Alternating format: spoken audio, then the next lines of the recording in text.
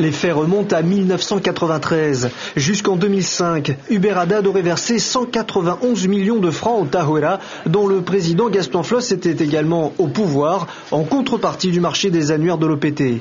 Gaston Flosse a été reconnu coupable de trafic d'influence et de corruption active.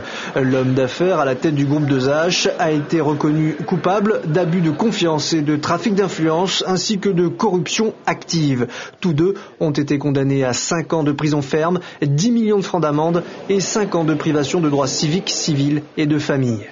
7 autres personnes ont été condamnées dans cette affaire. Parmi eux, Émile Vernaudon, ministre des Télécommunications à l'époque. Il écope de 3 ans d'emprisonnement, 5 millions de francs d'amende et 5 ans d'interdiction de droits civiques, civils et de famille pour complicité de favoritisme, corruption passive et trafic d'influence passif. L'ancien président du conseil d'administration de l'OPT, Jeffrey Salmon, a été condamné à 4 ans d'emprisonnement, 2 millions de francs d'amende et perd ses droits civiques, civils et de famille pendant 5 ans.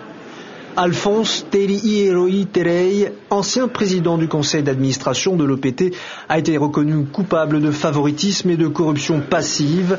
4 ans d'emprisonnement, dont 2 avec sursis, ainsi que 10 millions de francs d'amende, et il perd ses droits civiques, civils et de famille pendant 5 ans. Michel Joncker, le bras droit d'Hubert Haddad, a été reconnu coupable de complicité et de favoritisme. 3 ans de prison, dont 2 avec sursis, et 2 millions de francs d'amende avec interdiction de gérer une société pendant 5 ans. Gaston Flosse, Hubert Haddad, Jeffrey Salmon, Michel Joncker et Melba Hortas, la secrétaire particulière de Gaston Flosse, ont été condamnés à payer solidairement à l'OPT la somme de 492 millions de francs CFP en réparation du préjudice matériel.